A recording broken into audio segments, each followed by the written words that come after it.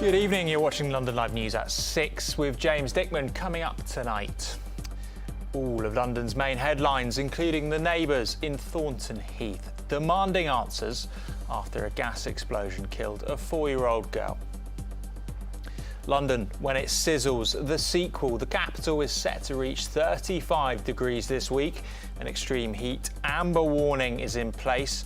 Not quite 40 like last time, but experts say this one is to last longer. More on that in the next 10 minutes. Also, tributes continue to pour in for Olivia Newton-John after she passed away yesterday. We'll hear from the one, also an Olivia, who is playing Sandy on stage in Greece in the West End. Stay tuned for her. And two guests on the issue of girls in sport and how it's vital we encourage them to get active this summer, using the Lionesses' Euros victory as a catalyst to get rid of a stigma for young girls. All on the way, but let's just take a look at some of the main headlines for London today. Thames Water has announced it is planning to introduce a hosepipe ban. The firm says 15 million people across the capital and parts of the south will be affected. The company said it was planning to announce the temporary ban in the coming weeks, but the timing is yet to be confirmed. It follows Southern Water's ban, which began last Friday, and South East Water, who will introduce similar restrictions across Kent and Sussex on Friday this week. Well, the news hits as the Met Office issued an amber extreme heat warning. We'll have more on that in the next few minutes. Neighbours of a girl believed to be a 4-year-old girl killed in a suspected gas explosion say they want answers over what happened. 3 other people were taken to hospital yesterday after the blast on Galpins Road in Thornton Heath. Residents say they had reported a strong gas smell 2 weeks ago, while others said engineers had been working on the street and digging holes in recent days. Well, about 100 people have been evacuated from their homes. Their MP, Siobhan McDonough, who represents the Mitcham and Morden constituency, said Southern Gas Networks had very serious questions to answer. The owners of London's Olympic Stadium have reached an out-of-court settlement with a leading legal firm over West Ham United's controversial deal to play their matches there, now the London Stadium. The London Legacy Development Corporation originally sued Allen and Overy for £12 million for alleged negligence nearly 2 years ago. The claim was over the work the firm did on the LLDC's behalf on the agreement to give the Hammers a 99-year lease on the ground. The deal has been criticised as the Hammers paid just £3 million rent a season to play their home games there, while each match also costs the taxpayer about £100,000. Transport for London is reminding people to check before they travel ahead of strikes this weekend on the Overground. On Saturday, industrial action by the ASLEF union members working for 9 train operators across the country will significantly disrupt some routes. Well, this includes the London Overground network, where there will be no service due to those members working for the Arriva Rail London. There will also be no night overground services. On a similar issue, a furious row has broken out between unions and a rail operator that has slashed its train timetable and suspended ticket sales, blaming severe staff shortages. Avanti West Coast is expected to run as few as 4 trains per hour from Sunday, with services from London the worst affected. Usually it operates up to 7 trains per hour on the West Coast main line. Well, Phil Whittingham, the MD for Avanti West Coast, penned a letter to unions saying severe staff shortages were worsened by increased sickness levels as well as unofficial strike action. Well, union members slammed any suggestion of unofficial striking today and demanded a meeting with Grant Shapps, the Transport Secretary. Well, on the topic of staff shortages, the over 50s are leading to a great resignation, according to the boss of John Lewis. and have caused a shrinkage of the UK labour market and driven up inflation as a result. An exodus of around 1 million people from the workplace since the pandemic has led to increased prices and wage growth, Chairwoman Dame Sharon White said this morning. Well, following the news of the US airline JetBlue's overhiring strategy they announced yesterday to try and beat the issue around staff departures, which has, of course, hampered holidaymakers across London's airports this summer. Let's hear it from Amanda Lennon, an employment lawyer, to give us a bit more understanding of all of this. I'm seeing different things across different sectors in terms of whether there are staff shortages or problems with hiring. So to give you one example, we've heard this week about the position with JetBlue, the airline, overhiring staff to plug gaps with staff shortages. That's all well and good, but what happens to those staff when they're no longer needed? That generates a redundancy situation for their employer. So for me, that's a very reactive, short-term solution to what is probably a deeper problem in that industry, which is how can they stop employees leaving the industry to go and work in sectors with probably similar levels of wages, but perhaps better benefits, more flexibility around hours and shift patterns. So in that type of sector, I think the pressure is really on. In other sectors, I'm seeing that there is still a really good demand for roles. And if I look at my own sector, the HR sector, the market is pretty buoyant at this point in time. And good candidates can secure good roles. We hear a lot about the war on talent. This phrase comes up quite a lot. It has done during COVID, as people can demonstrate that they can work from home more effectively than perhaps they were trusted with before the lockdown happened. So I think there is still a war on talent in some sectors, and employees can demand more flexibility still as a result of what's happened during COVID and how they've been able to demonstrate effectively and productively working from home. There you go. Now, tributes have continued to pour in for Olivia Newton-John, the singer and actress who died yesterday, aged 73, after a battle with cancer. The British-born star passed away peacefully at a ranch in Southern California, surrounded by family and friends. Well, Dame Olivia is best known for her starring role in the 1978 film Grease, in which she starred opposite John Travolta as Sandy. Though Newton-John also achieved commercial success as a country singer and sold millions of records globally. Well, Olivia Moore, who plays Sandy on the West End in the stage production of Grease at the Dominion Theatre at the moment, said breaking the news to the audience last night was surreal. So I found out in the interval. So then I went down and did the second act, which Hopefully Devoted to You is actually in the second act. So yeah, that was such a mixed bag of emotions to sing that song. But I actually am really happy that I knew, because I will never sing it the same now. Like, yeah, everyone lots of people came into my dressing room to kind of tell me, and kind of news spread quite quickly. And we made a statement at the end of the show, and you could just hear people's, immediate responses, reactions to the news. And, she has so many fans. She has so many people that love her, love what she did. And the world that she's kind of created, of Greece, like, so many people love the show, so many people relate to it. And so it was, I think some people, a lot of the audience didn't know. So yeah, it was really unfortunate to have to bear the news to them. I think as I've listened to a few interviews and things with people that knew Olivia Newton-John, and I think there's something that stands out, and it's what everyone says about her as a human being. And I think, there is no denying she was so incredible at her craft and so incredibly talented, but she just came across so humble and just so respectful. And I think that's what I've kind of taken from watching her and idolizing her, just how much of a wonderful human she seemed to be. I wish I knew her. So yeah, I think she's talented, but she was also an incredible human. There you go, Olivia on Olivia there. Let's touch upon the weather now as a news story in and of itself, as a heat health alert is coming into force, with temperatures set to reach up to 35 degrees C in London this week. It is the second alert issued in recent weeks after extreme heat in July saw the UK exceed 40 degrees for the first time ever.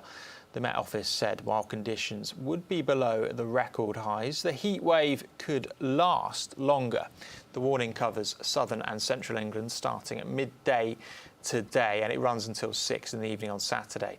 Londoners are being warned of how quickly grass fires can develop into a ferocious blaze after the sheer amount of call-outs we saw last time around. Well, on the news of the weather, let's take a little bit of a closer look at what's going on closer to us. Lows of around 17 degrees overnight tonight. We could peak at 30 degrees tomorrow. That's the start of things hotting up. A similar setup on Thursday will result in clear skies and prolonged spells of sunshine. Friday, the same as it gets to that 34 or 35 degree mark at its highest. Cooling down a bit on Saturday, then much cooler at the start of next week. Now, let's take a short break now, but in the next few minutes, how the Lionesses' Euro victory could influence young girls and get more to play football. We'll hear from a coach.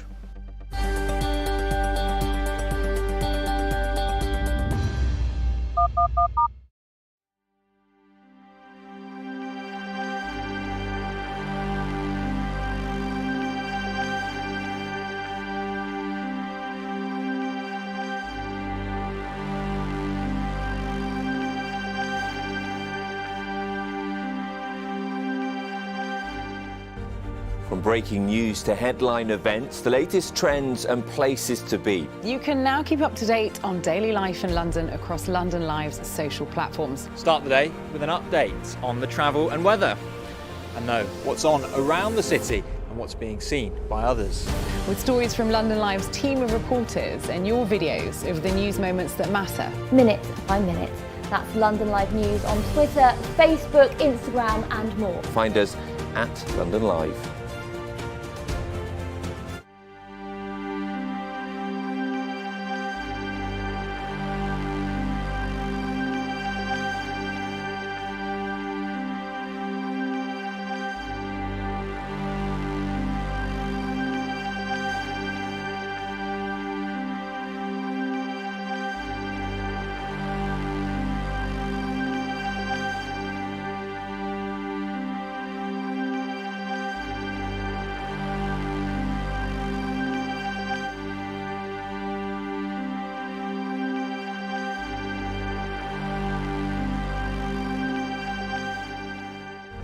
From breaking news to headline events, the latest trends and places to be. You can now keep up to date on daily life in London across London Live's social platforms. Start the day with an update on the travel and weather, and know what's on around the city and what's being seen by others.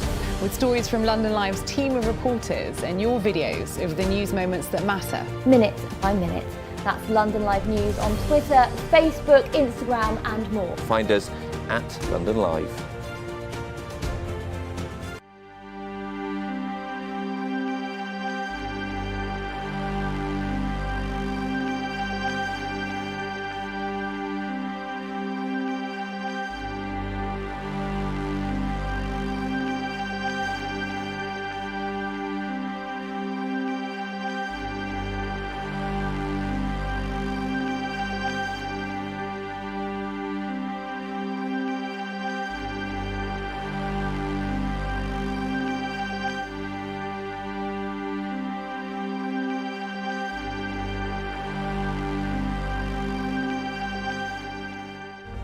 From breaking news to headline events, the latest trends and places to be. You can now keep up to date on daily life in London across London Live's social platforms. Start the day with an update on the travel and weather, and know what's on around the city and what's being seen by others. With stories from London Live's team of reporters and your videos of the news moments that matter. Minute by minute. That's London Live News on Twitter, Facebook, Instagram and more. Find us at London Live.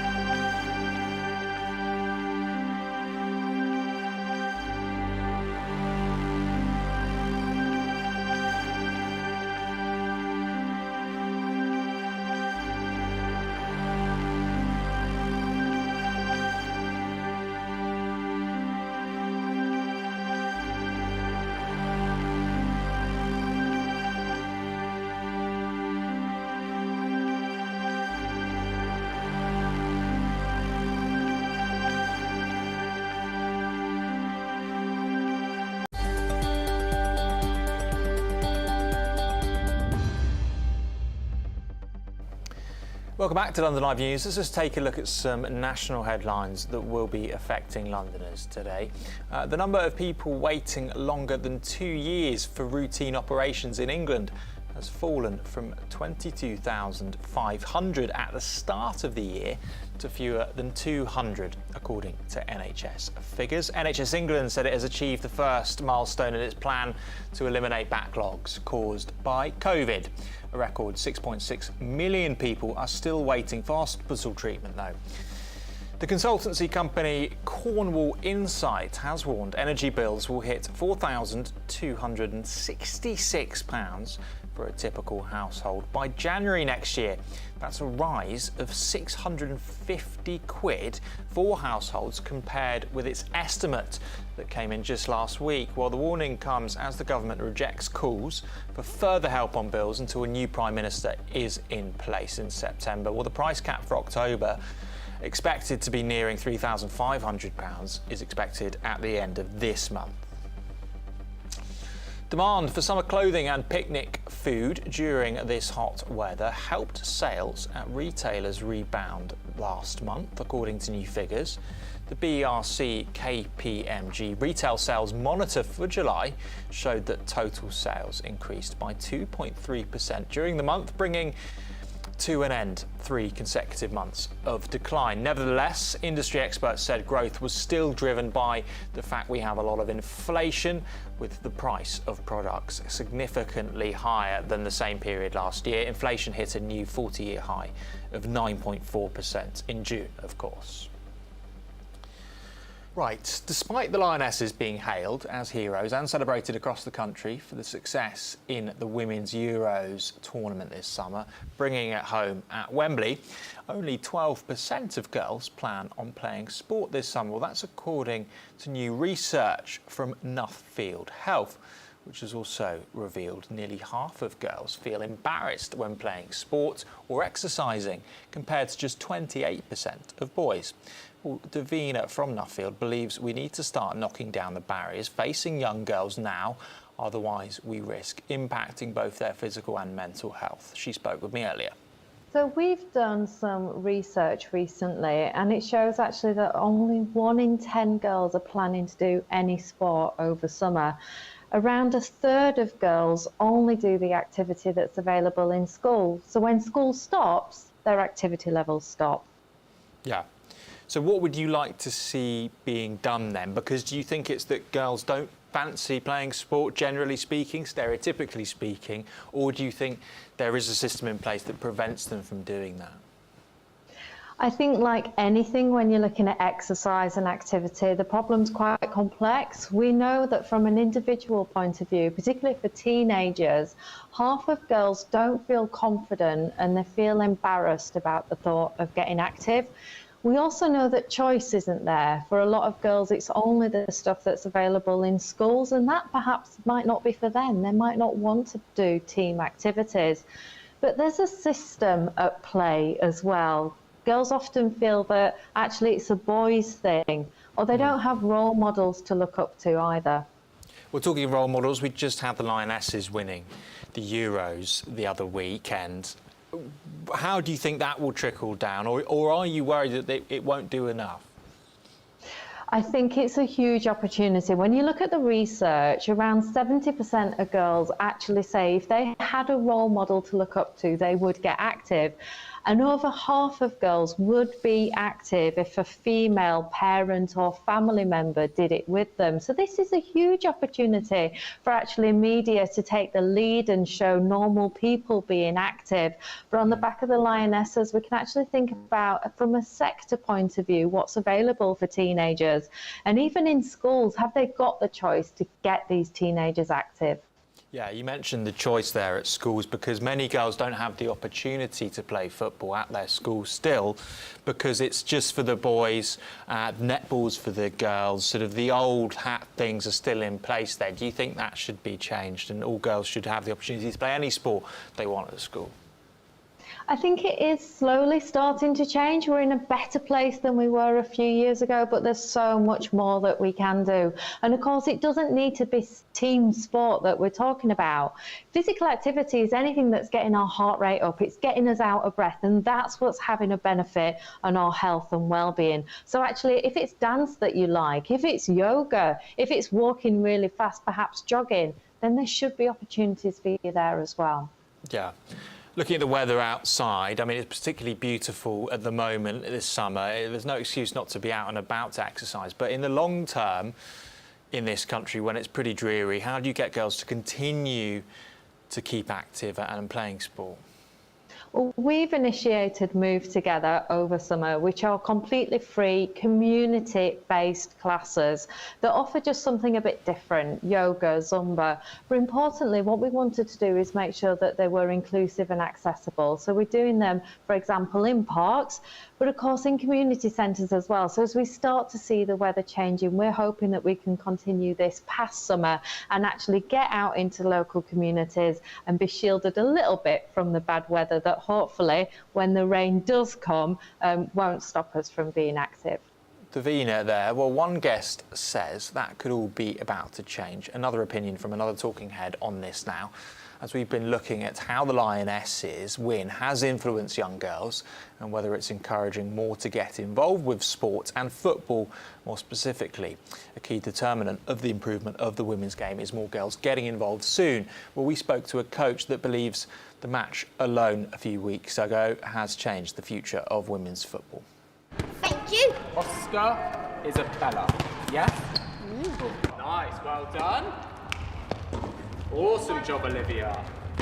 The England women's team did amazing on Sunday. Like, it was incredible for them to win. Like I say, I didn't really know much about it until they won their semi-final, and then it was all over social media, all over the news. So I definitely got caught up into the hype and the excitement of it all when I was there watching on Sunday, cheering them on as they brought it home. I think the impact of that win is going to be really inspirational to girls of all ages to get involved in football. I mean, over the last few years, we've seen a rise in girls' interest in football go up anyway without this.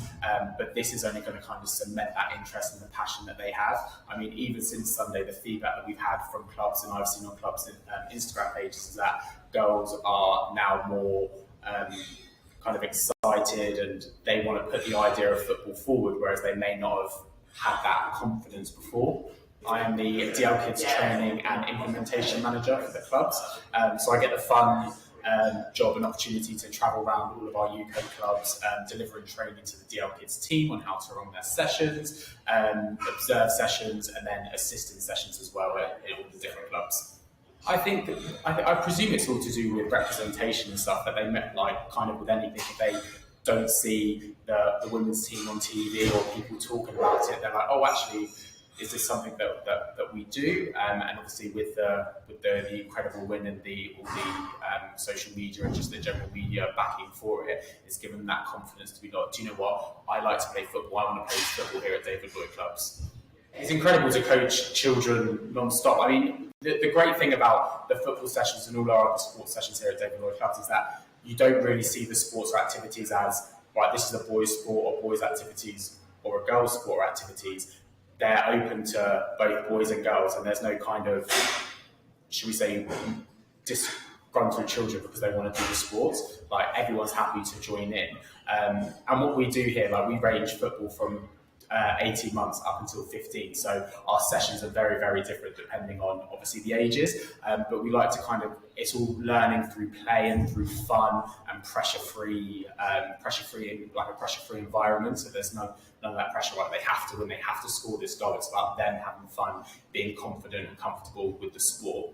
The Lionesses winning on Sunday is only just going to inspire loads more girls and ignite their passion in the sport, and them coming to David Lloyd Clubs to play that football is where it can go. Like, them winning, the hype from it all through social media and just the general talking about it is just going to make that presence of female football much, much bigger, especially within our football sessions here at the clubs.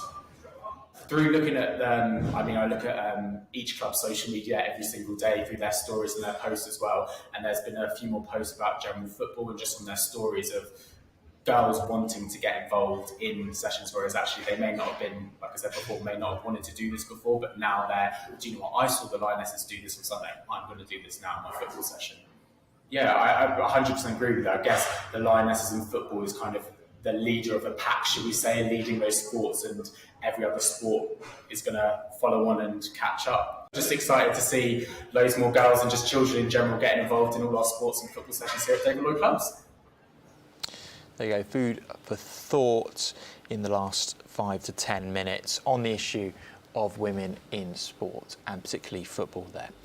Right, you're watching London Live News with James Dickman. A reminder of our top stories coming up after the break. Plus, new tech founded in London that allows deaf people to read subtitles off their glasses. We'll hear more, and from someone who's been helped by the new invention.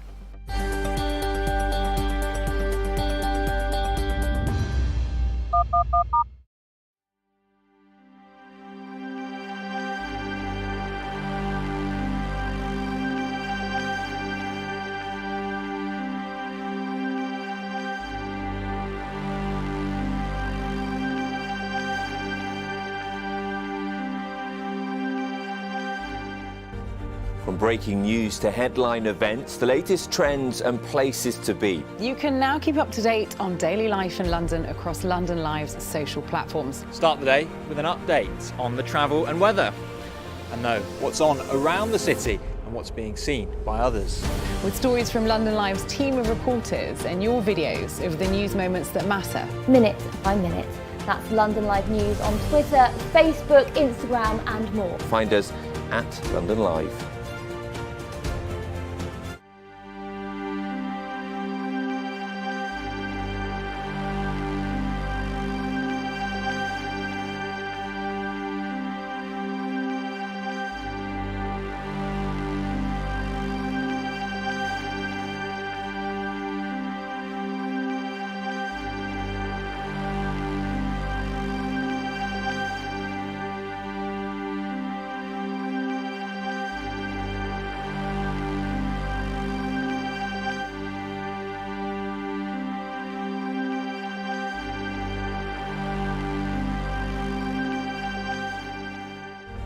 From breaking news to headline events, the latest trends and places to be. You can now keep up to date on daily life in London across London Live's social platforms. Start the day with an update on the travel and weather, and know what's on around the city and what's being seen by others.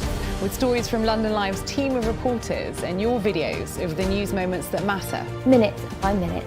That's London Live News on Twitter, Facebook, Instagram and more. Find us at London Live.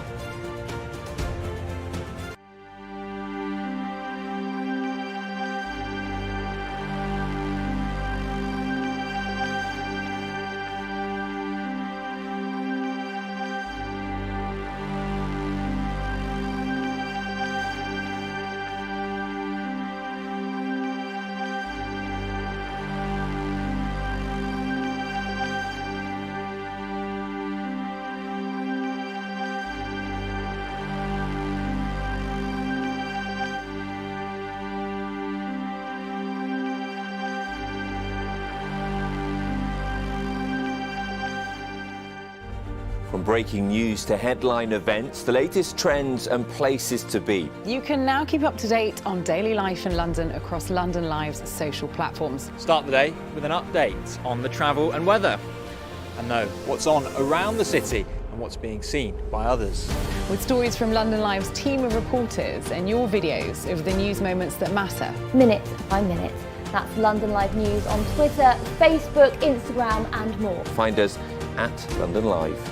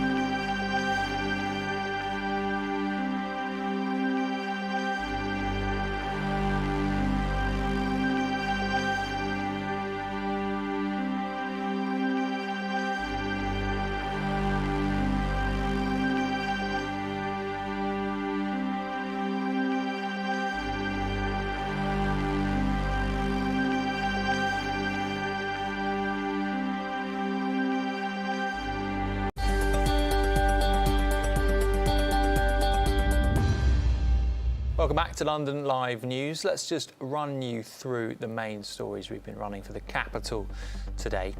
Thames Water has announced it is planning to introduce a hosepipe ban. The firm serves 15 million people across the capital and parts of the south. The company said it was planning to announce the temporary ban in the coming weeks, but the timing is yet to be confirmed. It follows Southern Water's ban, which began last Friday, and South East Water, who will introduce similar restrictions across Kent and Sussex on Friday. The news hits as the Met Office issued an amber extreme heat warning. Neighbours of a girl believed to be a 4-year-old girl killed in a suspected gas explosion say they want answers over what happened. 3 other people were taken to hospital yesterday after the blast on Galpins Road in Thornton Heath. Residents say they had reported a strong gas smell 2 weeks ago, while others said engineers had been working on the street and digging holes in recent days. Well, about 100 people have been evacuated from their homes. Their MP, Siobhan McDonough, who represents the Mitcham and Morden constituency, said Southern Gas Networks had very serious questions to answer. Transport for London is reminding people to check before they travel ahead of strikes this weekend on the Overground. On Saturday, industrial action by the ASLEF union members working for 9 train operators across the country will significantly disrupt some routes. Well, this includes the London Overground network, where there will be no service due to those members working for the Arriva Rail London. There will also be no night overground services. On a similar issue, a furious row has broken out between unions and a rail operator that has slashed its train timetable and suspended ticket sales, blaming severe staff shortages. Avanti West Coast is expected to run as few as 4 trains per hour from Sunday, with services from London the worst affected.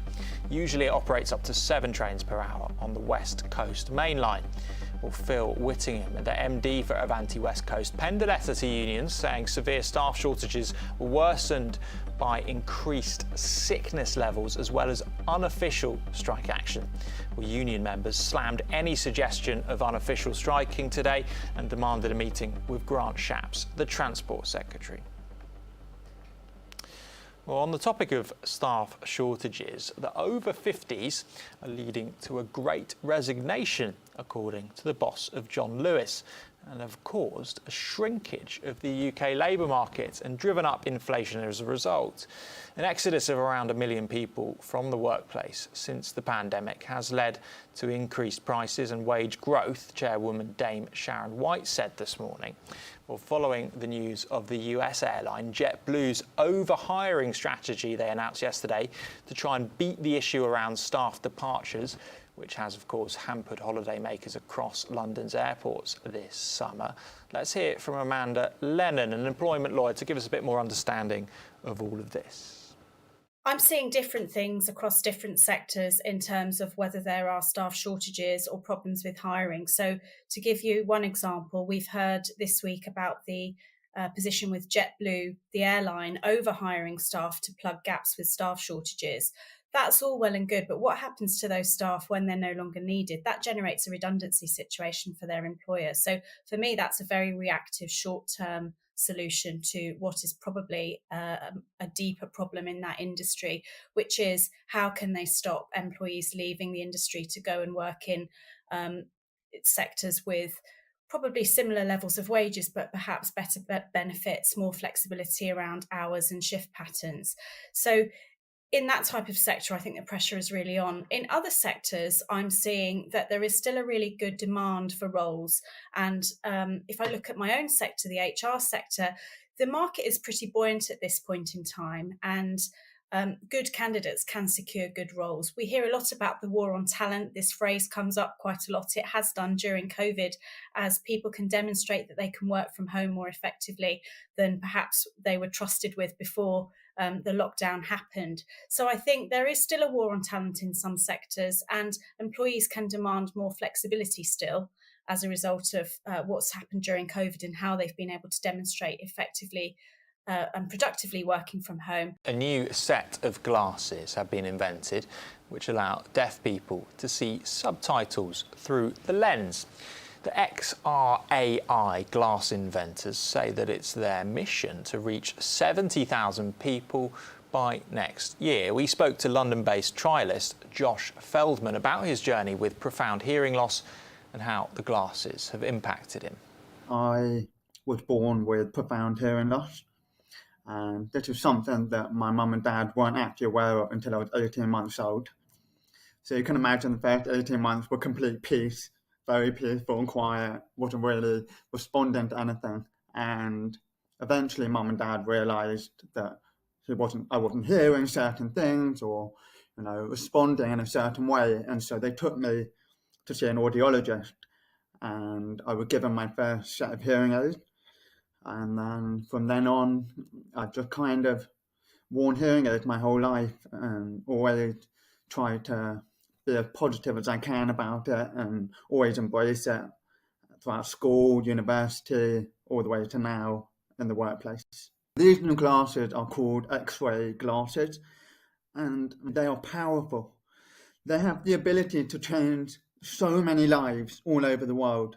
The ability for people who are hard of hearing to not feel like they need to solely rely on lip reading anymore is an enormous thing. And within the glasses, they have closed caption, which basically, as someone is speaking to you, in real time, the captions will come up in the glasses. And it means that I'm able to have conversations with people who are on the side of me or even behind me. And it's groundbreaking, if I'm honest. It's a huge, huge thing. And as I said, it can change the lives of many deaf people all over the world. Naturally, when you're hard of hearing, there are lots of challenges which come with in life, just generally. Whether it's in a restaurant, whether it's in the workplace, because when you're around a boardroom and there's lots of people in the meeting and you're thinking, oh, what did that person say? Or what did that one say? But when you've got the glasses on, it enables you to not feel like you're left behind anymore.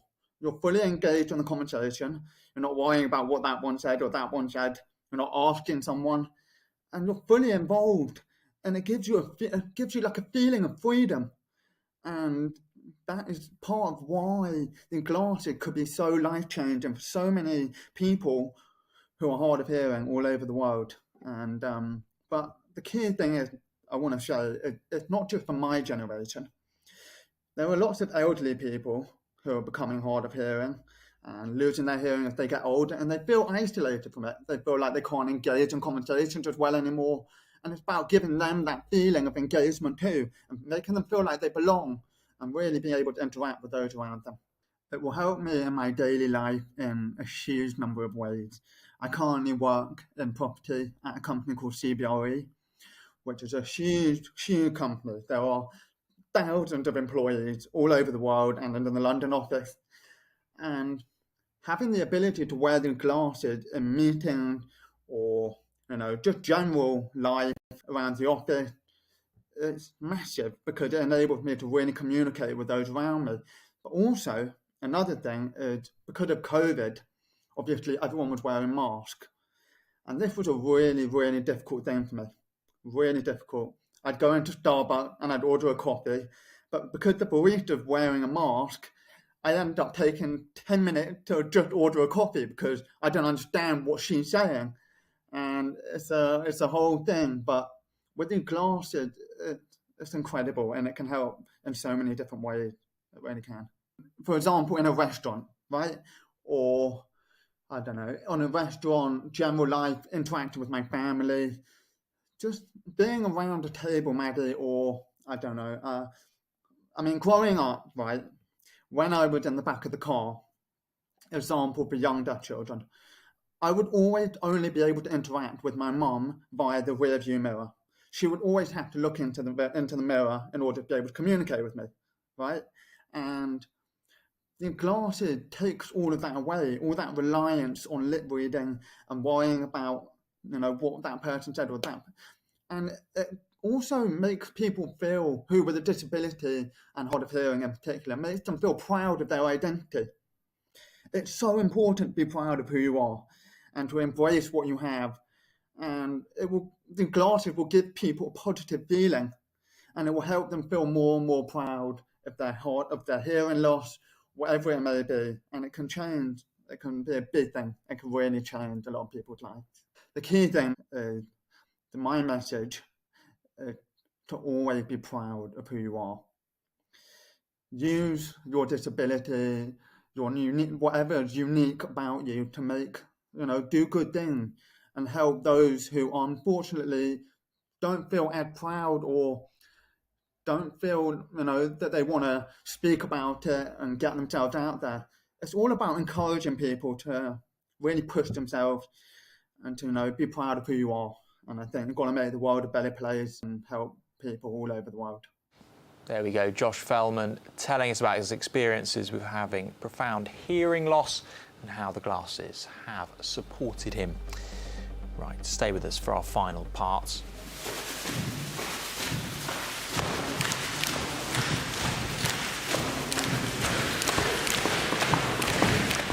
Breaking down communication barriers in order to allow people with disabilities to make music, how they'll use their new funding at the charity to make more of a difference.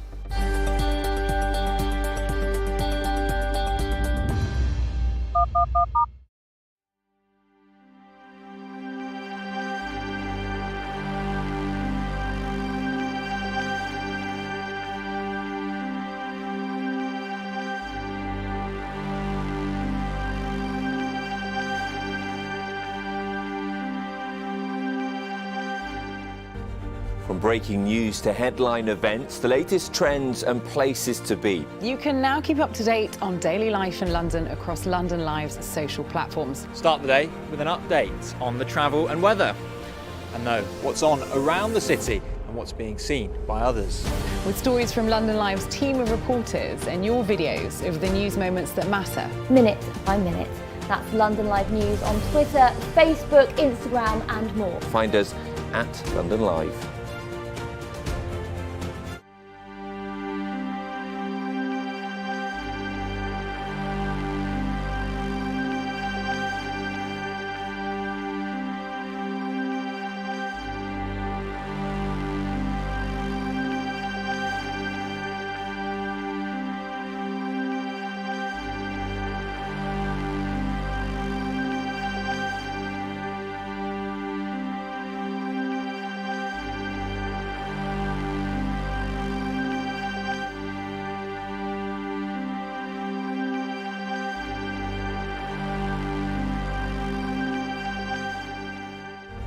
From breaking news to headline events, the latest trends and places to be. You can now keep up to date on daily life in London across London Live's social platforms. Start the day with an update on the travel and weather, and know what's on around the city and what's being seen by others. With stories from London Live's team of reporters and your videos of the news moments that matter. Minute by minute. That's London Live News on Twitter, Facebook, Instagram and more. Find us at London Live.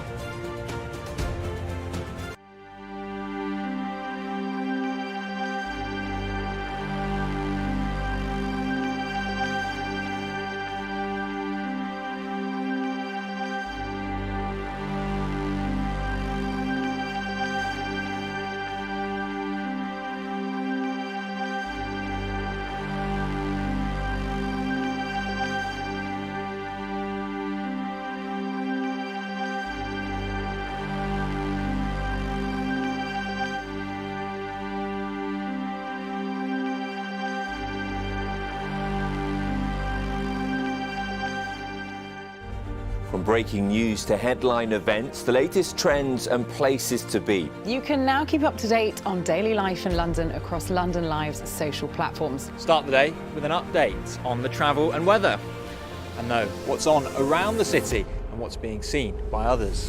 With stories from London Live's team of reporters and your videos of the news moments that matter. Minute by minute. That's London Live News on Twitter, Facebook, Instagram and more. Find us at London Live.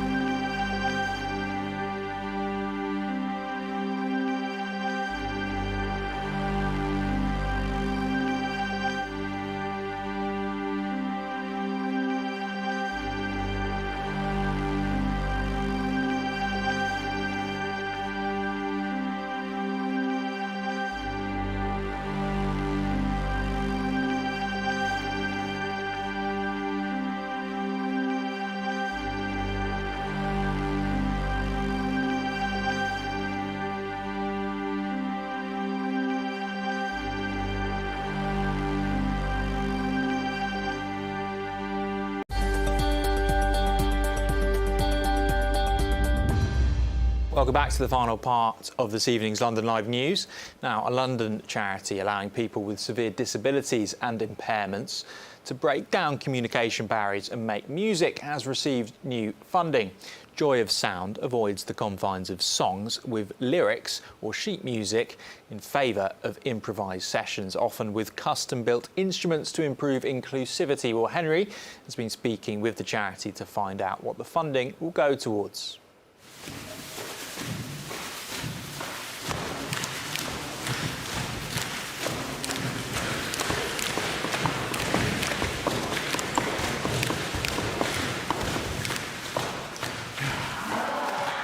It's a fun way of making music and communicating with individuals and participants, as well as their support workers. So we're creators of music. We do combined arts as well. We do theatre work. We do arts and crafts. We work with all sorts of people, all abilities, don't we? Anything else? And intergenerational as well. So we've had pregnant ladies where we've sung and played music to unborn children, right up to elders, mature adults as well. So we might have people who are mature adults or might have dementia. So it's a very accessible process, the way that our sessions are formed.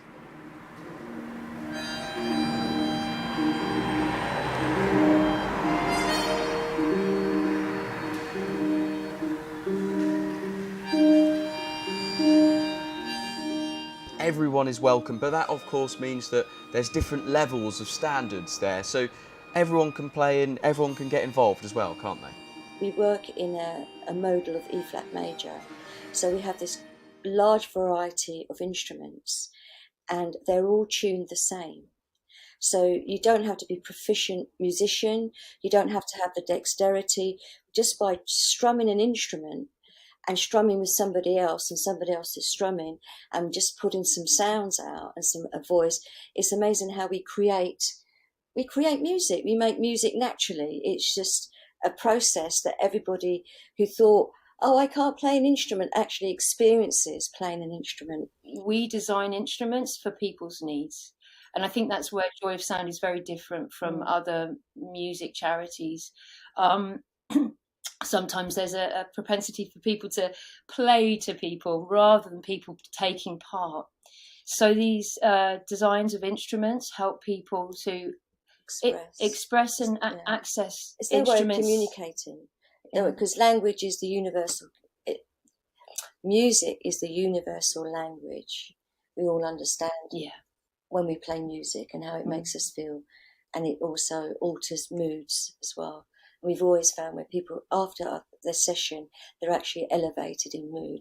It's a fantastic initiative to get everyone, all sorts of levels involved, make them feel included. But how did it start? How did the organisation start? So Joy started in 2000 by Dr. William Longdon. And he had this amazing opportunity. He walked into a residential home wanting to play music with people. And he saw a gentleman called Derek lying on the floor with a beaten up guitar. And he could see that there was a want to play music. And actually the people that worked there said, no, he just wants to chew the guitar. And he's like, no, he wants to actually, I can see, play. So he handed him his guitar. And Derek held onto it and started to strum, and William played the flute with him, and he could see this amazing opportunity. When given the opportunity, Will came forward and they started to play together. And he realised from that moment that instruments need to be bespoke and need to be designed for people's needs and where people accessible, are accessible. Yeah, because sometimes a person may not be able to play, but they can feel, because the guitar that was actually designed so it sat into his stomach and he could actually put his arms around it. So when it was strummed, he could actually feel the vibrations. And you've been given some extra funding as well. What does that do for you and the charity? How many people will this go and help towards? City Bridge is supporting our rent, they're supporting our volunteer expenses, they are helping us with our web development, maintaining our instruments, getting new instruments, because a lot of them are quite looking a bit tired these days, still working beautifully, but yeah, we need that help. And it's, you know, it's quite hard to get that kind of long funding like that.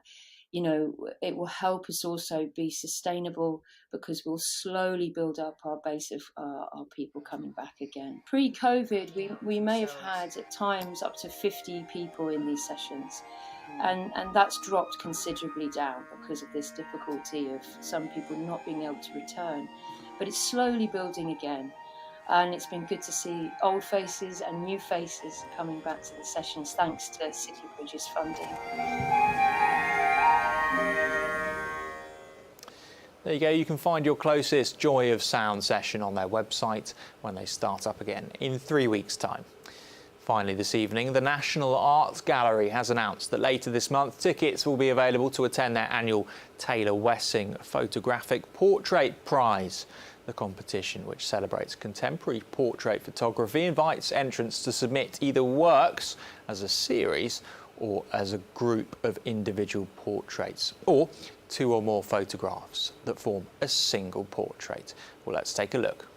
It's in its 15th year, which is fantastic.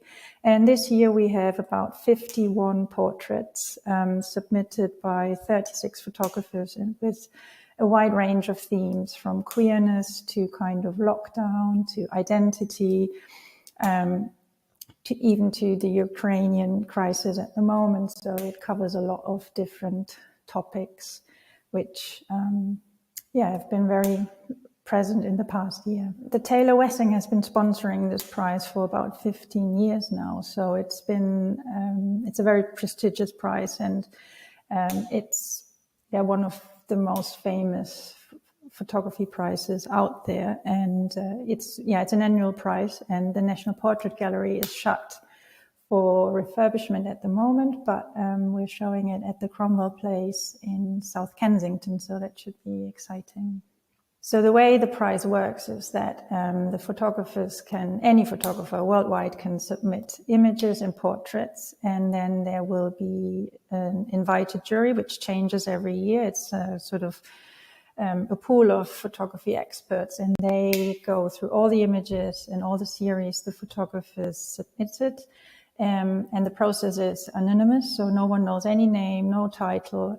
It's purely based on the image. And then from that, the selected artists get invited to be in the show, which is usually around maybe 35 to 40 photographers. And then there will be 3 sort of runners-up of shortlisted photographers. So last year was obviously, we had a lot of restrictions due to lockdowns for any exhibitions anywhere, basically. So this year we're excited to welcome people, and hopefully without counting too many numbers and restricting people to come and see the show. It's mainly focusing on portraits, but even within the criteria, to be a portrait, there is many ways of portraying a sitter or having a collaboration with the person in the picture. So there's interesting approaches to the actual notion of a photographic portrait. I hope people to take away from this exhibition a kind of a glimpse into people's life of the past year. And there's lots of themes in there from focusing on COVID, but also to sort of personal stories. And I think it's a very open process the prize is following, that anyone can submit. There we have it, Eva Eicher giving us more details about the Taylor Wessing Photographic Portrait Prize. Just one last look at the weather before we leave you. As we are being warned, we are heading for a level 3 heat alert as we go towards the end of this week.